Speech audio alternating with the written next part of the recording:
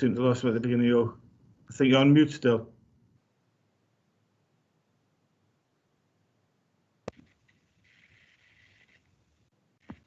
Thank you, Chair.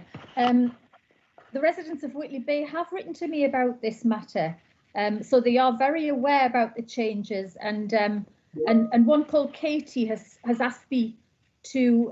She has responded to the white paper and asked if I would represent her concerns, particularly within the council. That planning is devolved, but any system should be about creating and enhancing areas where we can all lead happier and healthier lives and enjoy and benefit from the environment around us. But there is not even a suggestion in the white paper of including nature or accessible green spaces into the new growth or renewal areas. And there would be no change for wildlife in the protected area, leaving things as they are.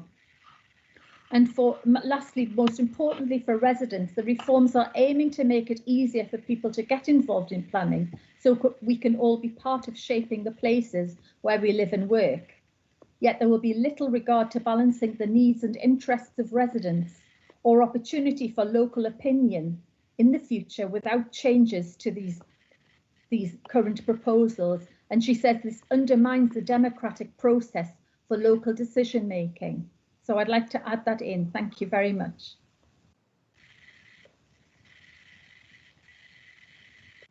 Thank you, Councillor Graham. Would anybody else like to speak on the motion? Can I like to move of the motion to exercise the right to reply, please?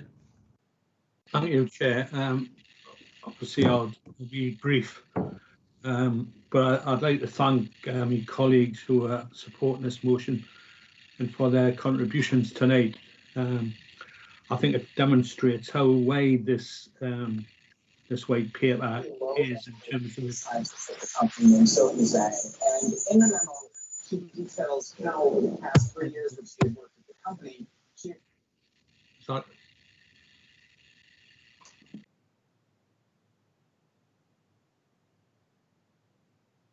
Councillor Allen, I think you might have gone on to mute. Right. Must have done it. It must have done it itself. Yeah, you're back there now. I was grateful for the contributions that have been made. And the only person that sort of asked the question of me, it was Councillor Wallace, with the help of Councillor Austin. And the first point was about my enthusiasm for the localism bill. Well, I think she's a bit mistaken. What I was comparing was the localism bill being launched by a current cabinet member back in 2011, and then comparing that enthusiasm that they had with the enthusiasm for Plan for the Future to take it away. In fact, it's a big U-turn in terms of localism and the idea of involving local people. And I also know that there's a few stories going around Parliament that the government are set on bringing back into central control a lot of activities that are currently out in the regions. And I just was really pinpointing that as a comparison of double standards. The thing about home conversions is the fact that under the proposal that people can put up to 2 stories or will be able to put up to 2 stories on their existing properties. So, and I think it could end up with detached homes having 2 stories and semi-detached and terraced houses being able to have another 2 stories on top. I think it's the maximum capacity as mentioned is 50 cubic meters and then going down to 40. And that may be because there may not be windows in the building. But the other point that Councillor Wallace mentioned was about all this work in planning and dealing with things. That's what happens now. and we do have a say as local councillors. We can ask for even an extension to be taken to the plan committee to allow a discussion and representations to be made by residents, and that's what they expect us to be able to do for them when it comes around. Section 106 in the SIL that might be sitting on the shelf, as it were, or in the bank, but it's local, and it goes to the local infrastructure, schools, health centres, things that help the community. And if the government have their way, they're going to take it back into a central pot and distribute. Now, it'll be like getting a transport grant from London. London has back lanes, and they get paid for the back lanes in terms of the rate support grant. We don't get paid for ours because they call theirs mews and we call ours back lanes. But in terms of it's a loss of financial input. 1 minute, Councillor Allen. Huh? 1 minute. Okay, I'll virtually finish, Chair. I just think trying to pick holes in my argument in the motion really wouldn't go down well in Councillor Wallace's constituency. Thank you. Thank you, Councillor Allen. We'll now go to the vote. Ask Mr. Roberts to do a roll call. He would come out and say something that is dismissive. Thank you, Chair. Just so people Starting understand. with Councillor Alison Austin. One of the examples. Sorry, Councillor. Abstain. Councillor Andy Newman. For. Councillor Anthony McMullen. 4. Councillor Brian Burdis. 4. Councillor Bruce Pickard. 4. Councillor Carl Johnson. 4. Councillor Kath Davis. 4. Councillor Davy Drummond. 4. Councillor Debbie Cox.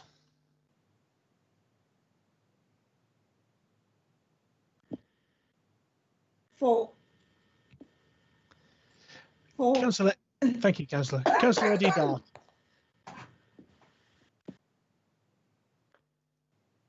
Councillor Eddie Dark. 4. I'm on my phone now. Thank you, Councillor. Councillor Erin Parker Leonard.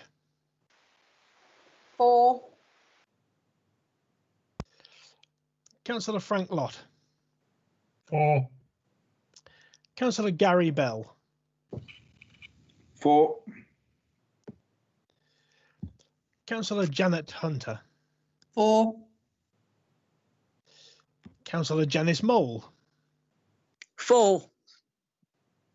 Councillor Jim Allen. 4.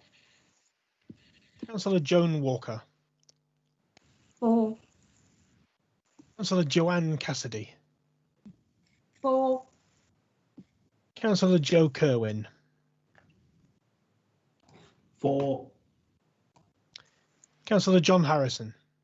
4. Councillor John Hunter. 4. Councillor John O'Shea. 4. Councillor John Sterling. 4. Councillor Judith Wallace. Abstain. Councillor Julie Cruddas. 4.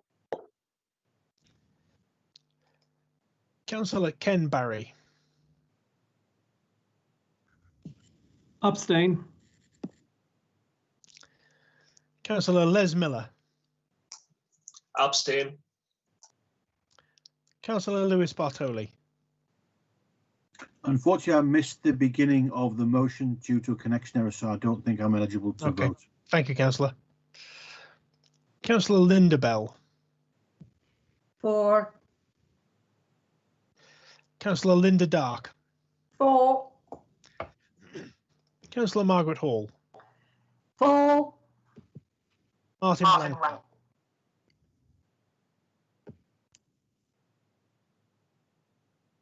Councillor Martin Rankin. 4. Councillor Matt Wilson. 4. Councillor Matthew Thirlaway. 4. Councillor Muriel Green. 4. Councillor Naomi Craven. 4. Councillor Nigel Huscroft. 4. Mayor Norma Redfern. 4. Councillor Pam McIntyre.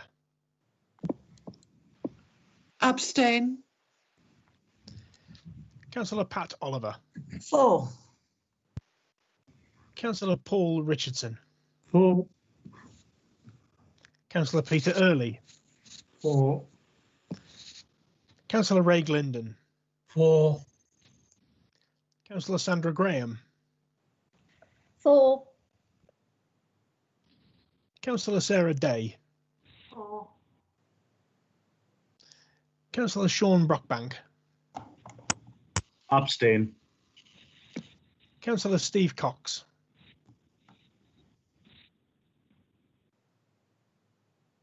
4. Councillor Trish Brady. 4. And Councillor Willie Samuel. 4.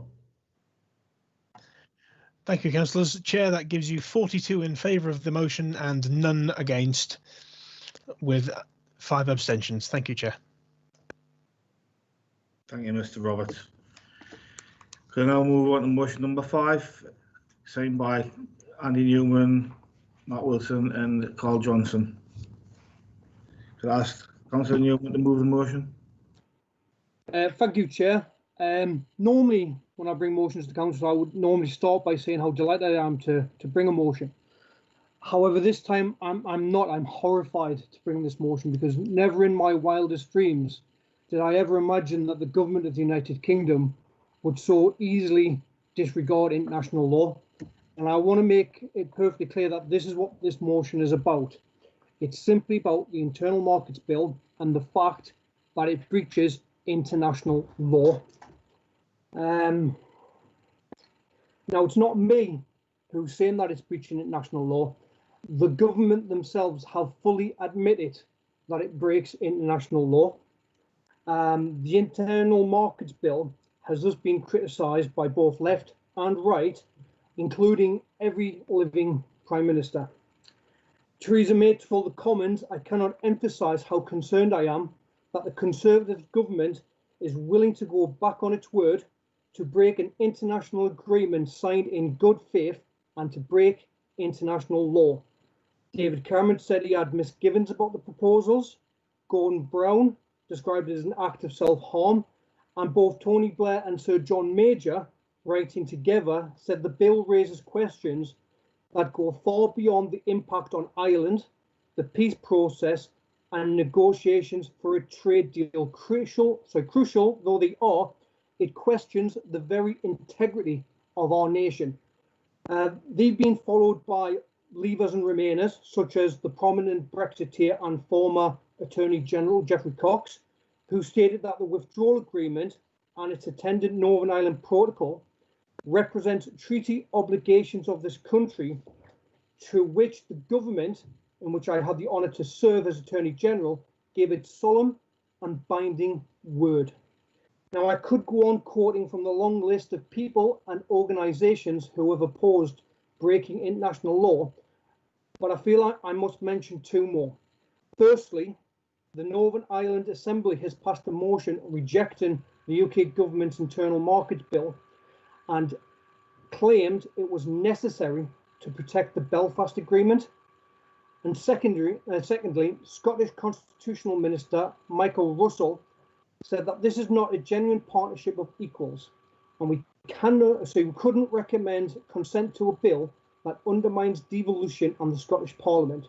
and which, by the UK government's own admission, is going to break international law. I bring these two at the end because if breaking international law isn't bad enough, this bill threatens the very foundations of devolutions and threatens, for me, one of the most important things, the union of our United Kingdom. The consequences of not only breaking international law, but also the possibility of splitting the United Kingdom will have long and far-reaching consequences to our residents. So I will finish by saying that this motion is about a principle. It's about a principle that in this country we follow the rule of law. We adhere to our commitments. It's about a belief that our nation continues its proud traditions of observing and defending international law. It's about a belief that the word of this nation means something, that our word is as good as gold. If we also, what does that say about this country? Councillor Newman, you seem to have lost your connection, if you can hear me.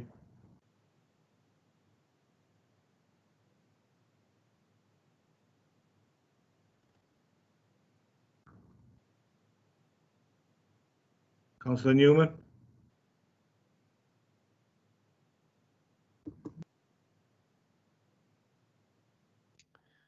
Would you like to take a seconder, Chair, until Councillor Newman returns?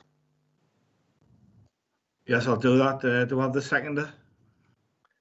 Thank you, Chair. Yes, Councillor Wilson here. I'm very happy to be seconding this motion from Councillor Newman.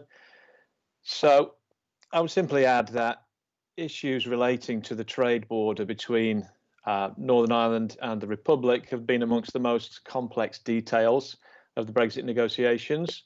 The Prime Minister, as we'll remember, boasted of an oven-ready deal with the EU to resolve these complexities, and we can now see that that was evidently bluster and hubris.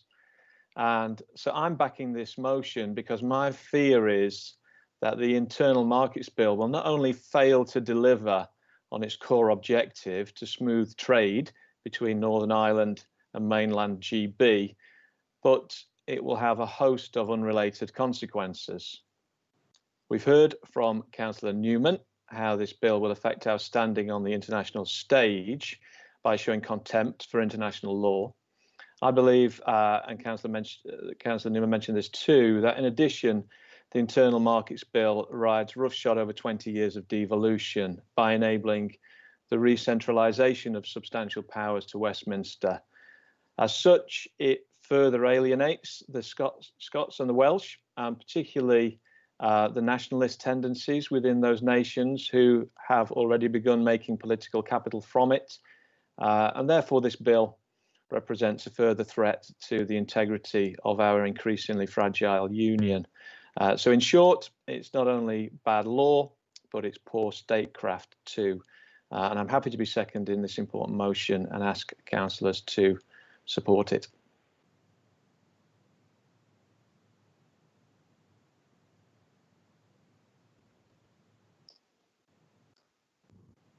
Thank you, Councillor Wilson.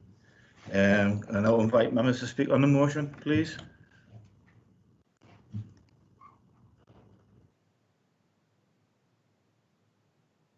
Anybody? Right. The mover is. Chairman, Sorry. Sorry, Chairman, I would like to speak, but the indication of the hand is not available still. Right, that's fine, Councillor Wallace. Go ahead. Okay, thank you. Chairman, I don't accept the premise of this motion. Laying a bill is of itself not a breach of international law. And as the government has argued, the deeper purpose of the bill is to prevent a breach of international law.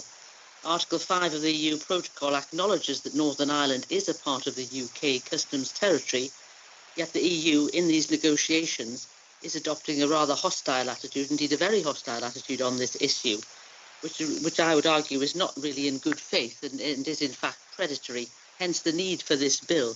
And of course we know now that the Commons will have a say before any new procedure powers are used. The legislation is to prevent the EU taking an extreme and unreasonable interpretation of the withdrawal agreement with regard to Northern Ireland. Some in Brussels are threatening to block the UK agri-food exports to the EU and to impose tariffs on goods from the UK to Northern Ireland, which is ridiculous. The UK's internal market is 300 years old, and it gives free and unhindered trade right across the United Kingdom. This bill will keep this and also guarantee that the international community will have access to the UK as a whole.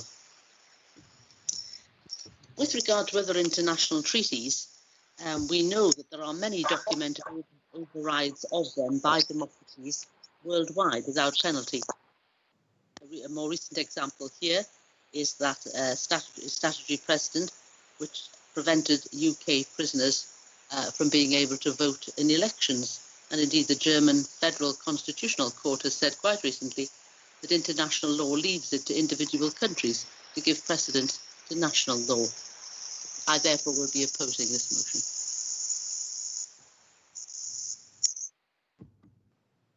Thank you, Councillor Wallace. Would anybody else like to speak on the motion? We've got Andy. You just come back. We went to the your seconder and your seconder spoke. I've now opened it to the floor. Councillor Early. Yeah, just to pick up on Councillor Wallace's point that the underlying purpose of this bill is to counter any pernicious moves or pressures from the EU. There is an arbitration clause within the Brexit agreement, and that should be the first course of any government if there is a dispute about the terms or the interpretation of the Act. It should not be the case that our government unilaterally seeks to lay a bill which, if passed, will break international law. And Councillor Wallace also makes reference to the fact that other countries across the world have breached international law on occasion. What does it say about our standing and our ability to influence and combat those breaches of international law if we are to join the cohort of dictators, unelected leaders and miscreants who ignore international law, and that we want to put ourselves on a footing with them? It would be absolutely abhorrent, or it should be absolutely abhorrent to anybody in this country to support an action by government that breaches international law. And I find it absolutely astounding that anybody, any elected representative, could take a counter view to that. Thank you. Thank you, Councillor Early. Councillor Steve Cox.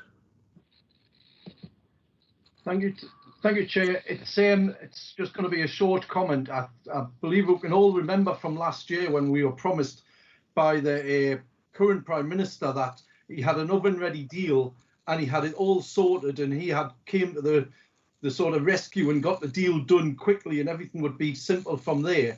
But at the time, many people raised the issue about what he had done was divided with the line down the middle of the Irish Sea. He divided Northern Ireland from the rest of the UK, and now he's trying to put the blame onto somebody else to say, well, I didn't mean this. So I think it comes down to the fact that the trust in the Prime Minister and whether he's integrity. And he said that he was going to have an oven-ready deal. It was easy, and it obviously isn't. So I will be supporting the motion. Thank you, Chair. Thank you. I can't see anybody else with a hand up, so I'm going to invite the mover to exercise the right to reply. Oh, sorry, Councillor Bell's put his hand up. Things are a bit slow. Go on, allow Councillor Bell in. Yeah, thank you, Chair. It was just to say as well about the motion, I fully support it. What hasn't been mentioned as well is that the American Congress have said that they will not pass any trade bill with us if this goes ahead. If we break international law, we'll be obviously Councillor Wallace is quite happy for us to be like a pariah state. So it's nice to know that no Tyneside Conservatives believe in a pariah state. So thank you for that, Chair. Thank you, Councillor Bell. Councillor Newman, exercise right to reply. Thank you, Chair. Apologies there, my internet dropped out. I'm just going to pick up on a couple of things. The first one, just before I got cut out, what I was going to finish with was to simply ask how any law-abiding citizen can support a government hell-bent on breaking law. That's the question I've got. Now, to Councillor Wallace, I caught most of what you were saying, and I want to say to you, we're not talking about other countries. We're talking about this country. We're talking about the kingdom. And we're talking about our reputation.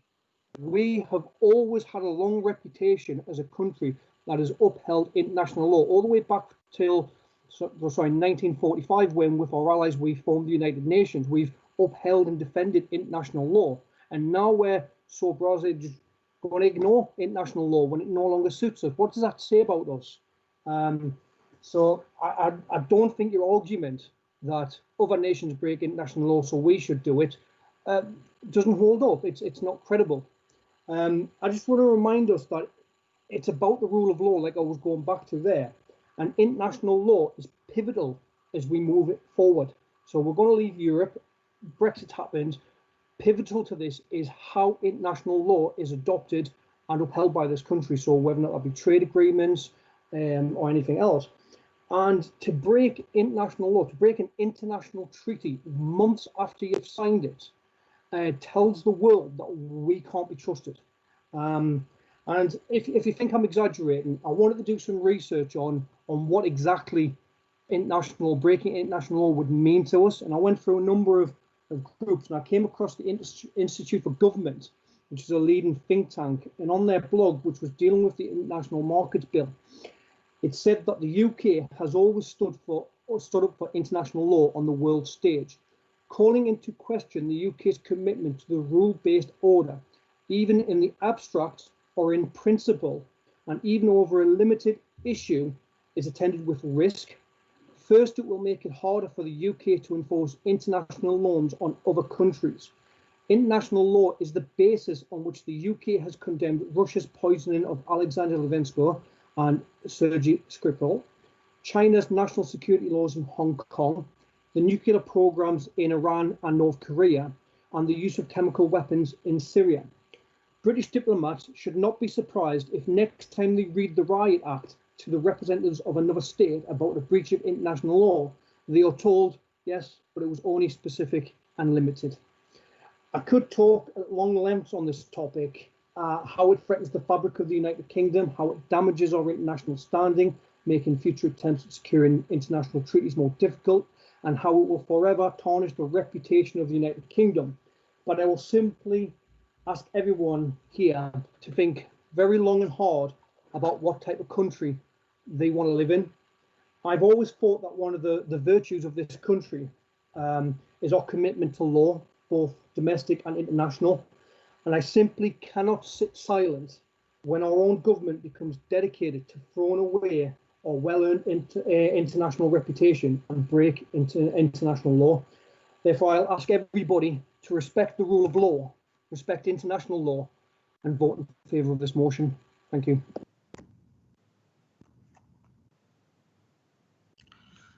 Thank you, Councillor Newman. Mr. Roberts, can we now go to a roll call vote, please? Yes, thank you, Chair. Before I do start, can I just ask Councillor Newman, I presume that you said you'd caught what Councillor Wallace had said, that you were therefore following the debate on YouTube whilst you were resetting your connection? No, Bryn, the video didn't come in, but the sound came in, so I caught the back of what Councillor Wallace was saying. Okay, so you heard the debate, if not, you couldn't see it. That's correct. Thank you, Councillor. So I'll now go to the named vote. So Councillor Alison Austin. Against.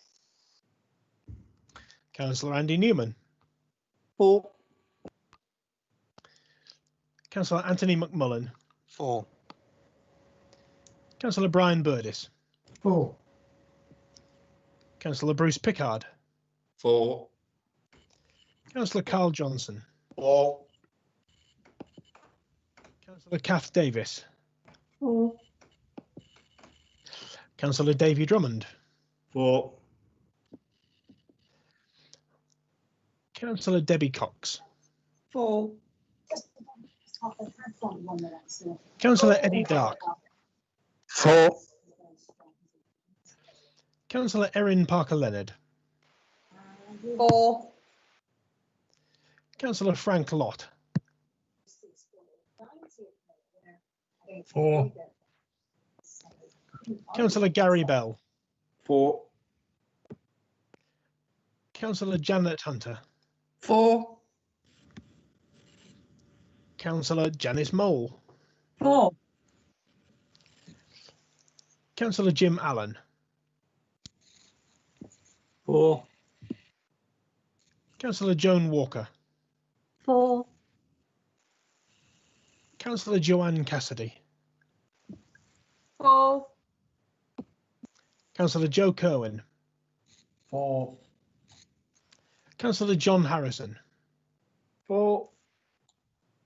Councillor John Hunter. 4. Councillor John O'Shea. 4. Councillor John Sterling. 4. Councillor Judith Wallace. Against. Councillor Julie Cruddas. 4. Councillor Lewis Bartoli. Against. My apologies, I've missed Councillor Les Miller. Against. Councillor Linda Bell. 4. Councillor Linda Dark. 4. Councillor Margaret Hall. 4. Councillor Martin Rankin. 4. Councillor Matt Wilson. 4. Councillor Matthew Thirlaway. 4. Councillor Muriel Green. 4. Councillor Naomi Craven. 4. Councillor Nigel Huscroft. 4. Mayor Norma Redfern. 4. Councillor Pam McIntyre. Against. Councillor Pat Oliver. 4. Councillor Paul Richardson. 4.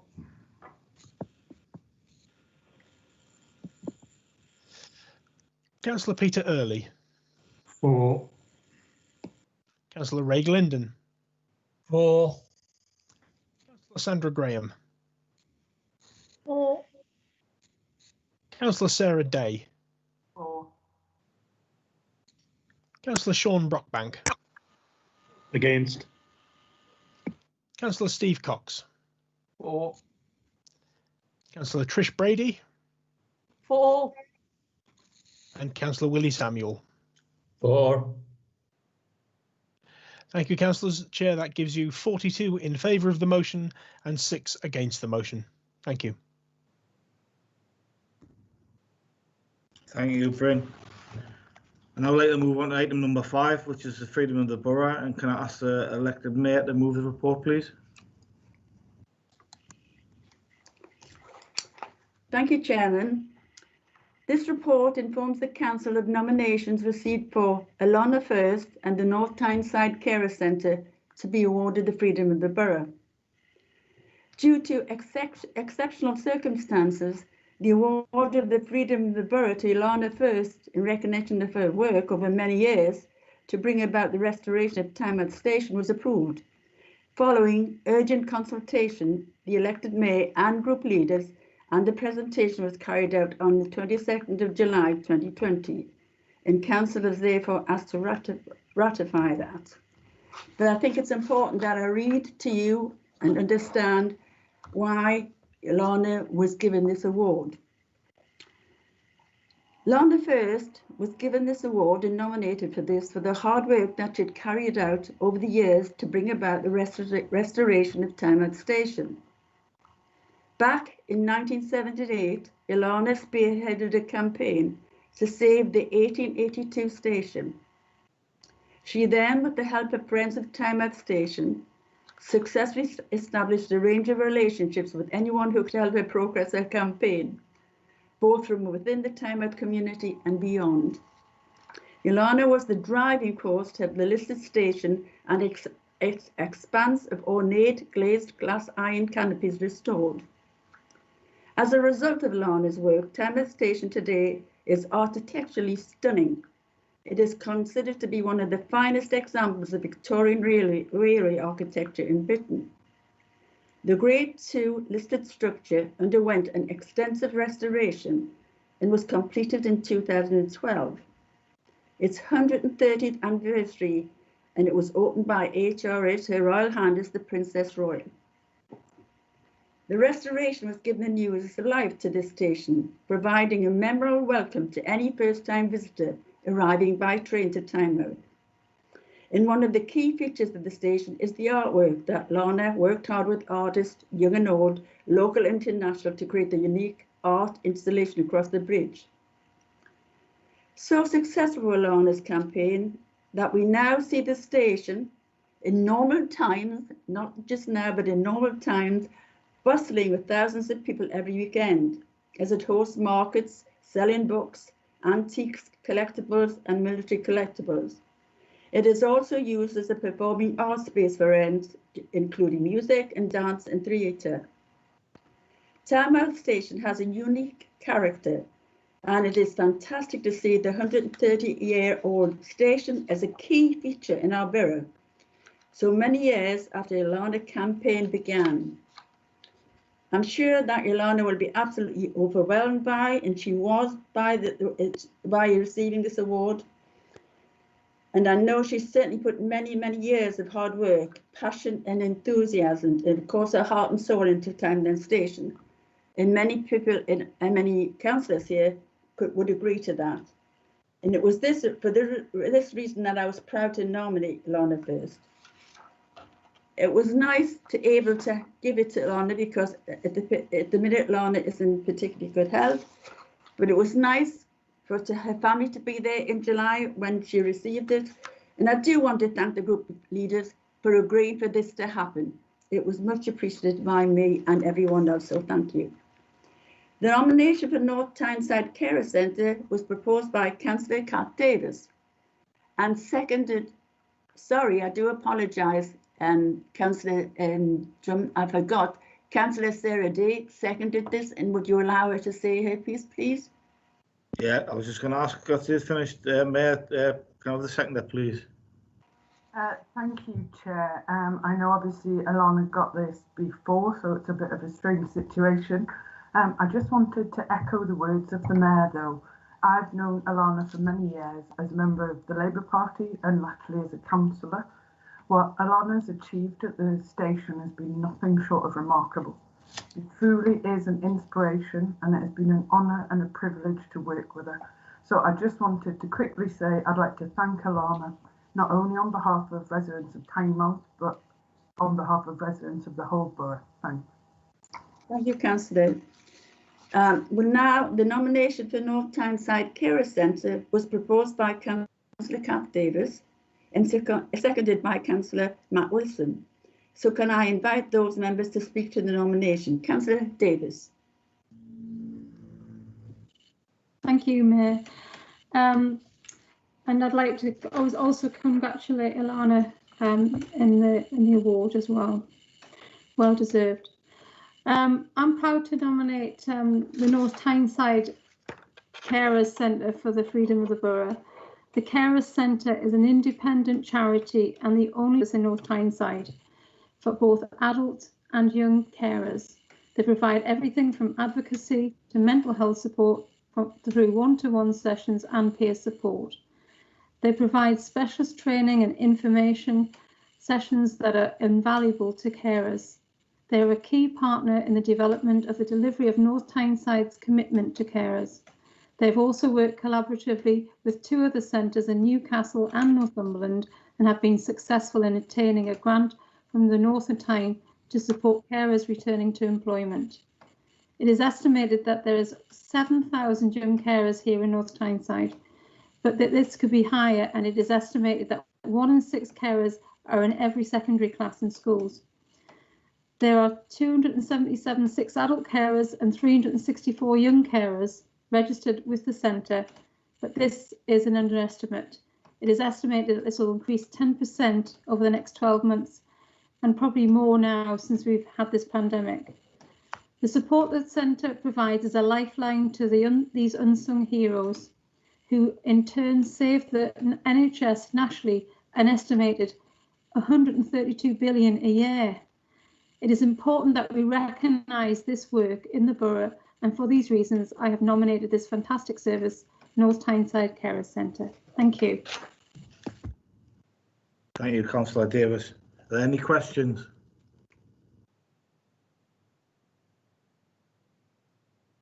Councillor Wilson.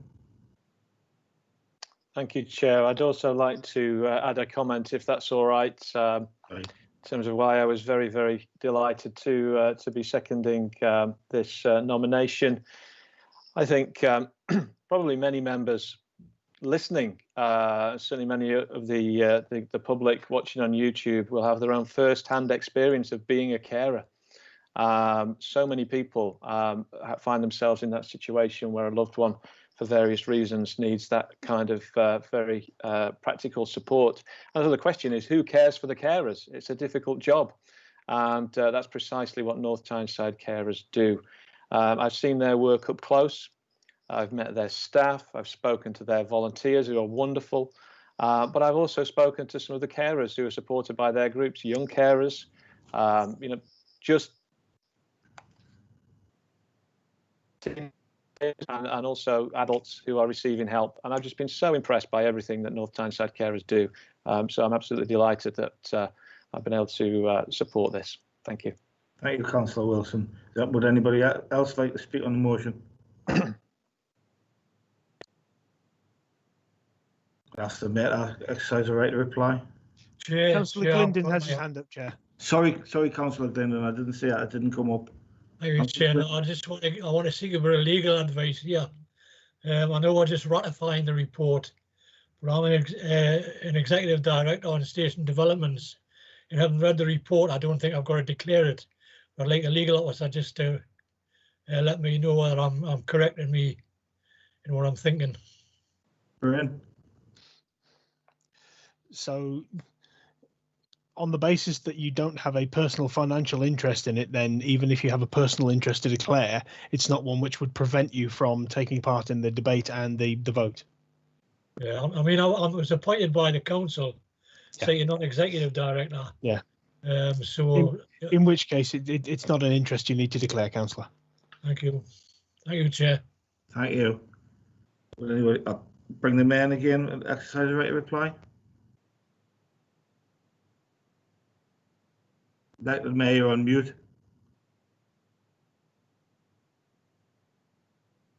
Let the Mayor on mute.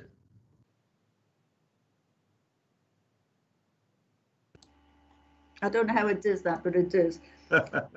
Thank you, Chairman. I would like to move the recommendation in paragraph 1.2 of the report that the council ratify the award of freedom in the borough for that fantastic lady who's done a fantastic piece of work there in Tynemouth, Lorna First, and approve the nomination of the wonderful North Tyneside Carers Centre, who is one of the most fantastic centres and caring places for many of our people in North Tyneside. And I hope you can all agree to award them the freedom of the borough. Thank you, Chair. Thank you, elected Mayor. Ms Roberts, can we now move the vote, please? Yes, Chair. So here we go. Councillor Alison Austin. 4. Councillor Andy Newman. 4. Councillor Anthony McMullen. 4. Councillor Brian Burdis. 4. Councillor Bruce Pickard. 4. Councillor Carl Johnson. 4. Councillor Kath Davis.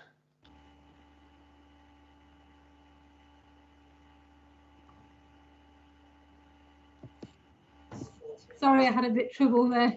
4. Thank you, Councillor. Councillor Davy Drummond. 4. Councillor Debbie Cox.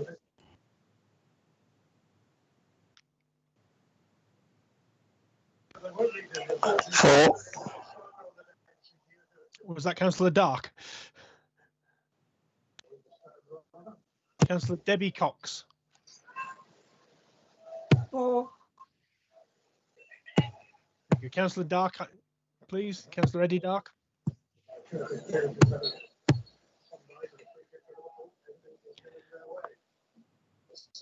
Councillor Eddie Dark.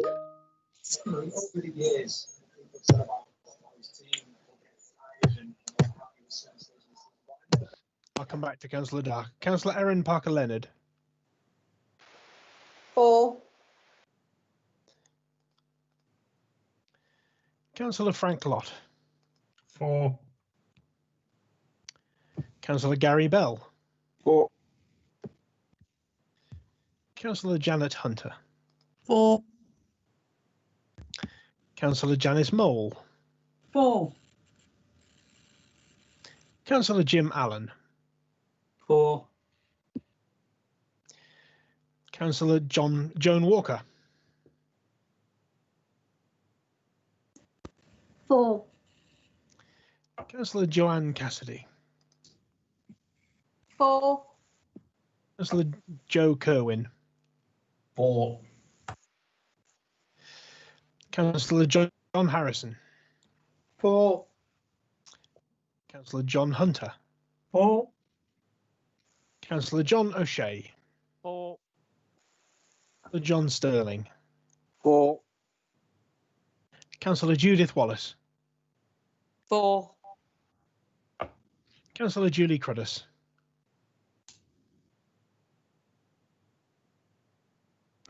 4. Councillor Ken Barry. Sorry, Bryn, I can't vote because I did. My computer shut down and I didn't get Okay. the start bit. Thanks very much, Councillor. Councillor Les Miller. 4. Councillor Lewis Bartoli. 4. Councillor Linda Bell. 4. Councillor Linda Dark. 4. Councillor Margaret Hall. 4. Councillor Martin Rankin.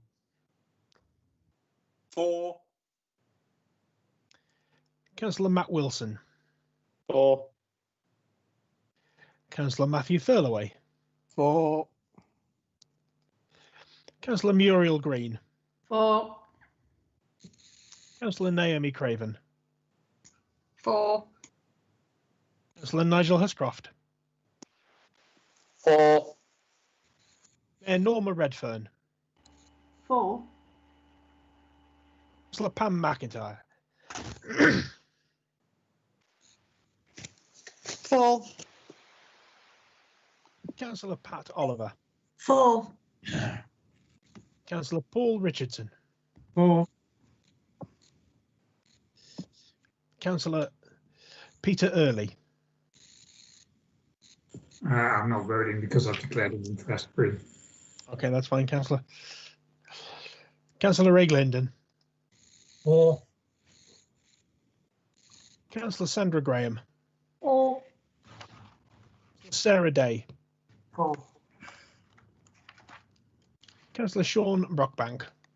Councillor Brockbank appears to have dropped out, unfortunately. So we'll move on. Councillor Steve Cox. 4. Councillor Trish Brady. 4. And Councillor Willie Samuel. 4. Thank you, councillors. That is a unanimous vote, Chair. A 2/3 majority was required, and that's obviously passed. Thank you. I'll move on to item 6 on the agenda, annual review of the Constitution. Can I ask Councillor Frank Lott to move the report, please? Thank you, Chair. Yes, the Constitution Task Group has met to carry out the annual review of the main Constitution and its associated documents. The proposed changes that are being put forward for Council's consideration as part of this year's review are set out in the report papers. The report contains recommendations on proposed amendments to the Constitution in relation to the terms of reference of the Audit Committee and contract standing orders. In relation to the Audit Committee, the proposed changes will ensure that the role and functions of the committee reflect the best practice set out in SIPFA's position statement on audit committees and local authorities.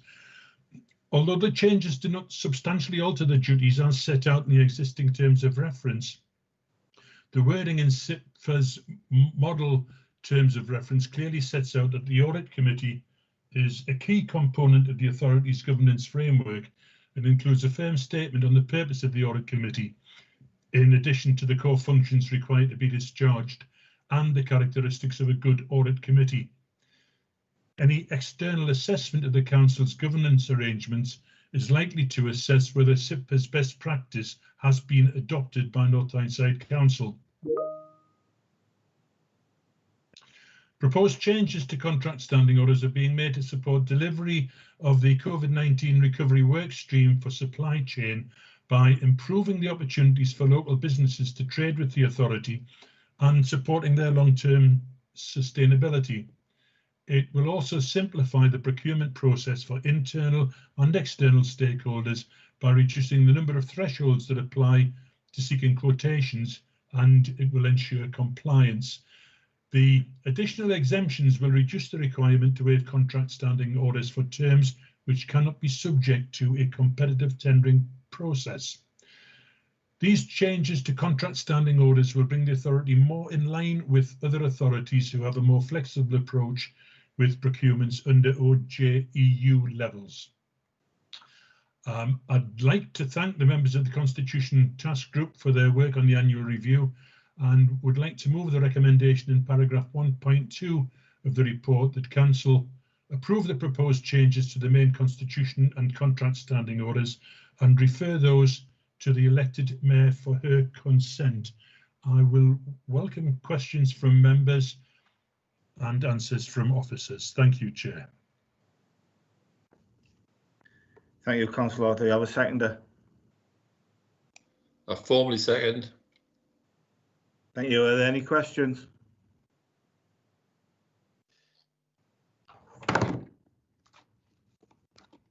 Chair, I'm aware that Councillor Barry has raised his hand. Right, I'm just getting that now. It isn't coming up on my screen for some reason. It's just come up now. Councillor Barry? Put it into comments.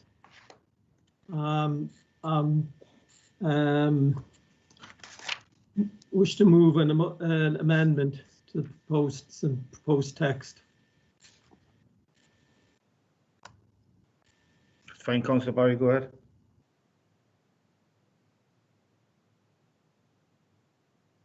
Could Councillor Barry perhaps refer to the paragraph he wishes to amend? That's correct, yeah. Has everybody got the paragraph in front of them? Which paragraph is it? It's agenda item number 6. Annual review of Constitution. We wish to amend the proposed changes to the Constitution and contract standing order set out in Appendix 1, page 33, 48. Contract threshold, tendering procedures by amendment. The proposed amendment in 1 to read, not contracts valued up to £10,000. The budget manager concerned may invite 2 quotations.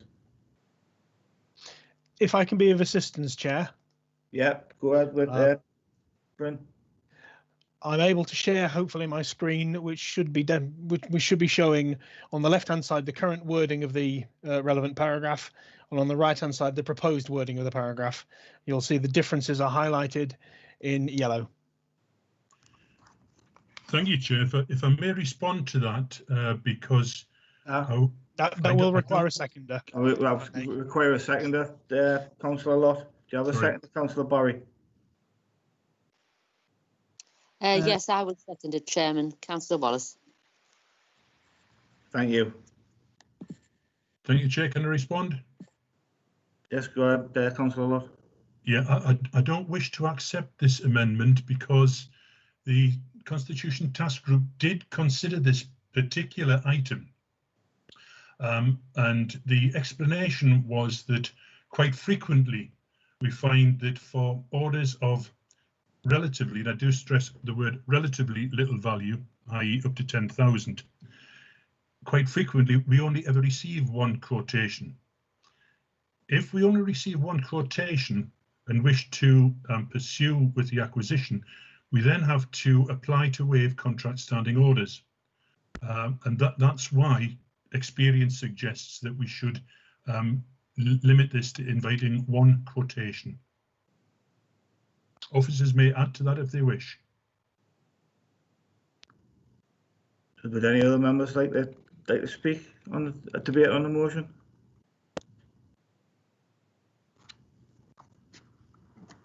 Yeah, I'll just carry to the vote, Mr. Roberts. Thank you, Chair. So once again, Councillor Alison Austin. Chair, can I just ask, are we voting on the amendment or on the proposal? Sorry, Councillor. Yes, we're voting on the amendment. Right. Councillor Andy Newman.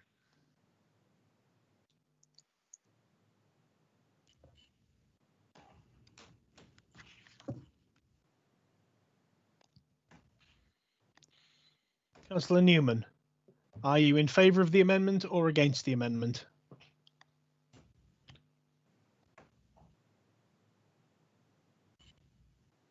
Okay, I'll move on. Councillor Anthony McMullen. Against. Councillor Brian Burdis. Against the amendment.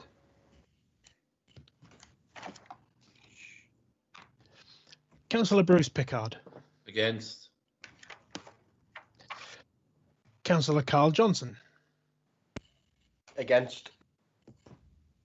Councillor Kath Davis. Against.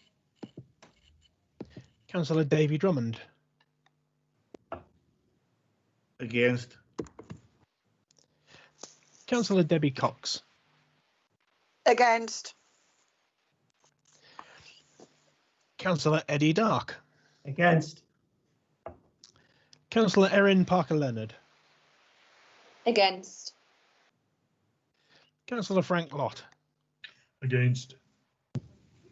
Councillor Gary Bell. Against. Councillor Janet Hunter. Against.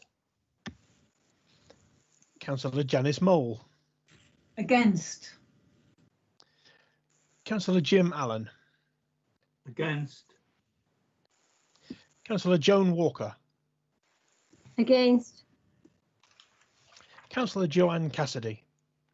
Against. Councillor Joe Kerwin. Against. Councillor John Harrison. Against. Councillor John Hunter. Against. Councillor John O'Shea. Against. Councillor John Sterling. Against. Councillor Judith Wallace. For. Councillor Julie Cruddas. Against. Councillor Ken Barry. For. Councillor Les Miller. For. Councillor Lewis Bartoli. Sorry, Councillor Bartoli hasn't rejoined us yet. Councillor Linda Bell. Against. Councillor Linda Dark. Against. Councillor Margaret Hall. Against. Councillor Martin Rankin. Against. Councillor Matt Wilson. Against. Councillor Matthew Thurloway. Against. Councillor Muriel Green. Against. Councillor Nigel Huscroft. Against. Mayor Norma Redfern. Against. Councillor Pam McIntyre. For. Councillor Pat Oliver. Against.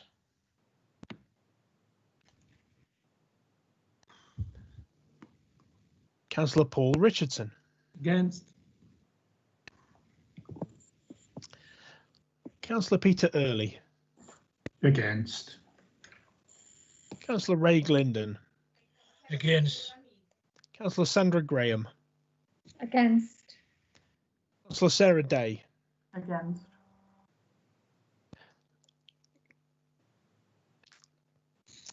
Councillor Steve Cox. Against. Councillor Trish Brady. Against. Councillor Willie Samuel. Against. Thank you, councillors. So you have 5 in favour of the amendment and 40 against the amendment. So the amendment is lost, Chair, and we revert to the original form of the recommendation. Thank you, Mr. Roberts. Can I now invite members to speak on that motion, please, on the original?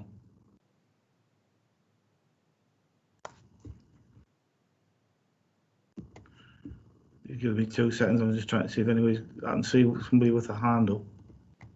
Councillor Andy Newman has his hand up, Chair. Councillor Newman. So it was just to say that I think the internet's come back on. Sorry. Thank you, Councillor Newman. If nobody wants to speak, could I invite the mover to exercise the right to reply? I'm not inclined to keep members at their desks any longer than is necessary. I'll waive the right to reply and suggest we move to the vote. Thank you, Councillor. Can we move straight to the vote, please? Okay, Chair, for the last time this evening. So this is a vote in relation to accepting the recommendations. So Councillor Alison Austin. Against. Councillor Andy Newman. For. Councillor Anthony McMullen. For.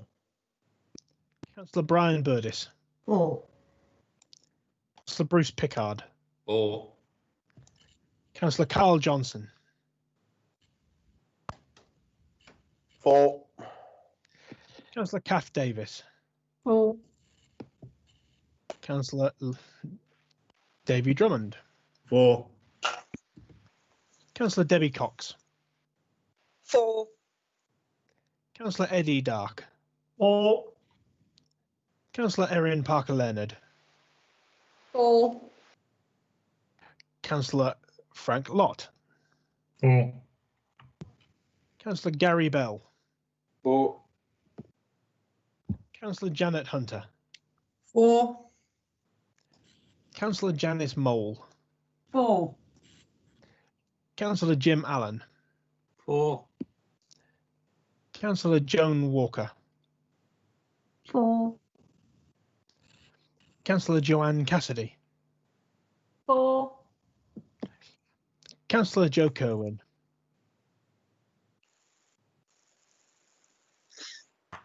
For. Councillor John Harrison. For. Councillor John Hunter. For. Councillor John O'Shea. For. Councillor John Sterling. For. Councillor Judith Wallace. Against. Councillor Julie Cruddas. For. Councillor Ken Barry. Against. Councillor Les Miller. Against.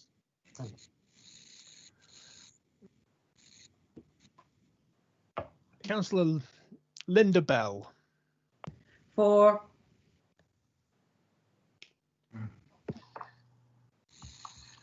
Councillor Linda Dark. For.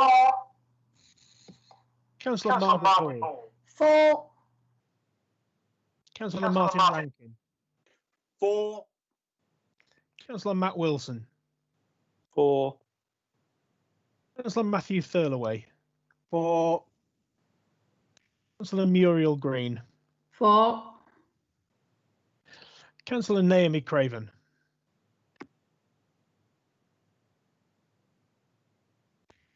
That Councillor Craven seems to have dropped out. Councillor Nigel Huscroft. For. Mayor Norma Redfern. For. Councillor Pam McIntyre. Against. Councillor Pat Oliver. For. Councillor Paul Richardson. For. Councillor Peter Early. 4. Councillor Ray Glendon. 4. Councillor Sandra Graham. 4. Councillor Sarah Day. 4. Councillor Steve Cox. 4. Councillor Trish Brady. 4.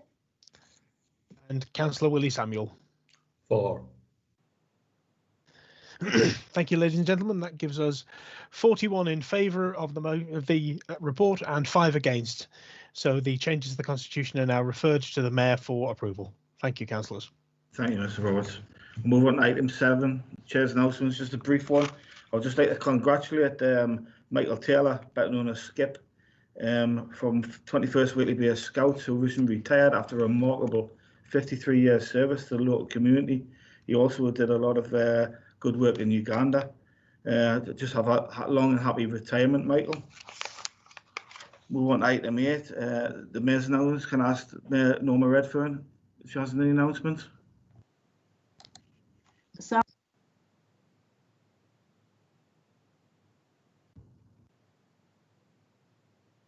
Let the Mayor on mute again. don't know how it does that. It goes off and then comes back again. Thank you, Chairman. I think because we haven't met for some time, it is appropriate for me to say something about the recent local restrictions we've all been asked to obey. Last week, as you all know, the COVID-19 infection rates across the northeast began to climb. In some places, we're climbing at alarming speed, and I have to tell you, they continue to climb. After listening carefully to our public health professionals, it became apparent that if we didn't act, measures would be imposed on by the northeast by the government. So last Monday, 8 leaders and mayors, we decided to act on behalf of our communities. And in doing so, we approached the Secretary of State for Health and Social Care for support in applying some local restrictions. And of course, for control and resources to make these restrictions work. Everything we have spoken about in the last week has been about protecting our recovery.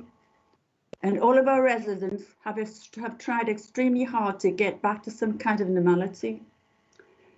Our teams in schools have worked their socks off to welcome children and young people back into education. Our businesses have battled back and found ways to serve their customers. But unfortunately, some people and a few of our businesses have taken risks with our health. And we can see the disease spreading through our communities and through up the age range. Because lots of the transmission is happening in our homes, we've asked people not to visit each other. Because lots of transmission was happening late at night in some bars and between venues of taxi rounds and takeaways, we asked them to close earlier. And because we've seen some specific risks associated with the informal sport, we've asked that we focus on safe exercise. I can assure you that none of these decisions have been taken lightly. And at the beginning of this meeting, we heard our opposition members telling us that there really wasn't a problem with testing. We were doing fine, things were improving. Well, I have to tell you, to be quite honest, colleagues and councillors, that if you lived in North Tyneside, and they do, it's a different picture altogether. If you talk to the staff in my office, if you talk to the staff in the MP's office in Tynemouth, if you talk to the staff in the MP's office in Moore's End, and you talk to our public health officers, they'll tell you that our residents are deeply, deeply concerned and unhappy with the testing procedures here.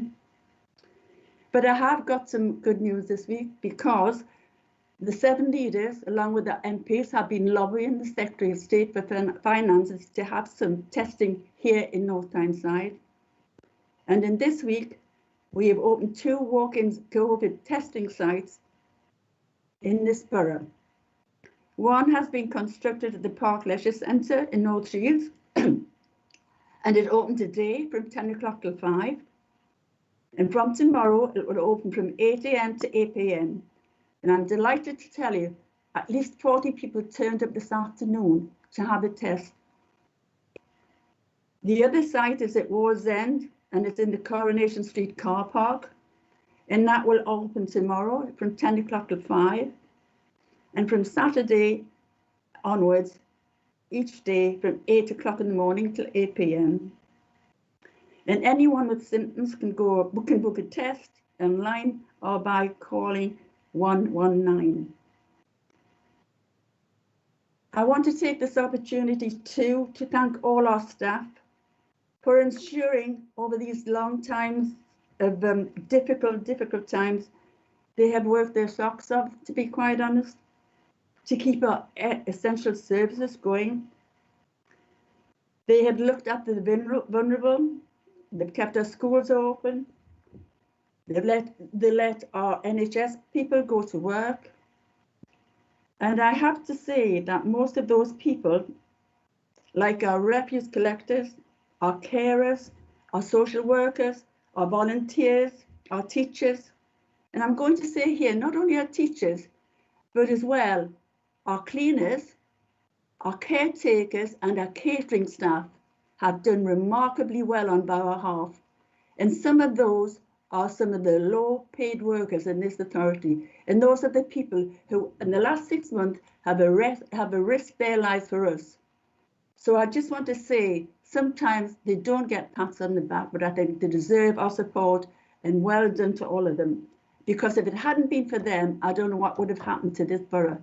They've kept us going, and a well-deserved thank you to them. I would just like to say, it's amazing sometimes when you have time to sit back and listen, because I sometimes think that I'm living in a different world to some of the opposition people.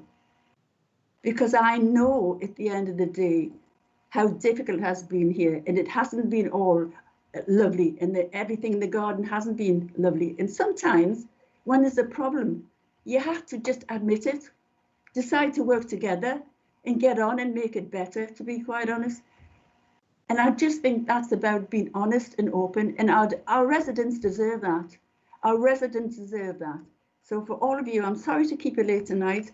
Thanks for coming along, and thank you, Chairman, for chairing this meeting. Much appreciated. Thank you, Elected Mayor. That's the end of business tonight. I would like to thank all who attended, any members of the public watching live on the live stream. The next full council meeting is scheduled to take place on the 26th of November 2020, and details will be posted on the council's website. I'd like to say, stay safe and good night.